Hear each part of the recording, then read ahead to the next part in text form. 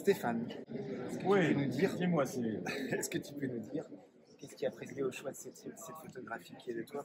Alors, est-ce que vous pouvez me montrer la photo?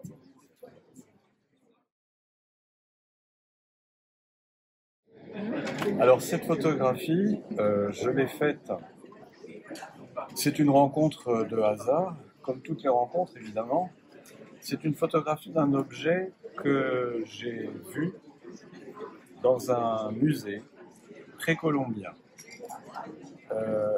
Je l'ai pas photographié dans le propos d'illustrer notre séminaire sur l'angoisse.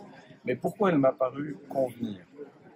D'abord parce que l'objet que j'ai photographié est un objet énigmatique qui peut évoquer aussi bien le regard, le cibale, pourquoi pas, le phallus, le 1,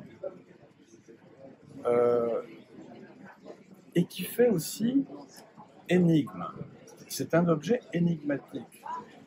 Ce qui m'a intéressé aussi, et pourquoi je l'ai choisi pour illustrer notre travail sur l'angoisse, c'est que la manière dont je l'ai photographié, c'est une manière très simple, hein, je veux dire, la photographie en elle-même n'est pas grand-chose, sauf que, comme toute photographie, c'est un cadrage, et c'est une lumière, et donc une ombre.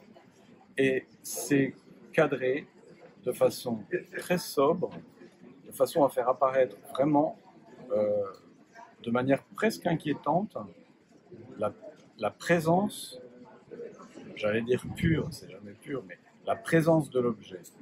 Et cette présence est fabriquée d'une manière lumineuse et ombreuse à la fois, c'est-à-dire d'une façon un peu énigmatique, qui curieusement n'est pas angoissante, me semble-t-il, mais pourrait l'être, il suffirait de très peu pour que ça le devienne. C'est-à-dire que c'est vraiment l'image d'avant l'angoisse. C'est exactement ça. Je pense qu'il y a même la question du sourire, en fait, dans cette image, je trouve. Oui, presque. Mais tu parles du cadre, du cadrage, et de la présence. La force de ce cadre, du cadrage, c'est qu'il disparaît. C'est que c'est la présence de l'objet, la lumière, qui vient le faire surgir et qui fait que le cadre, l'encadrement de l'angoisse, du coup, a tendance à être évanescent. Tout à fait, tout à fait.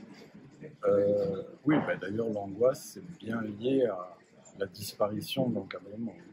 Effectivement, tout à fait. Il y a une chose que j'apprécie aussi dans cette image pour illustrer notre travail, c'est que nous savons ça, évidemment, nous, analystes, mais c'est pas inintéressant de le rappeler pour un public plus large. C'est que quand on a affaire au moi, quand on a affaire à son image, on croit toujours qu'on regarde son image. En fait, on est toujours regardé depuis le miroir.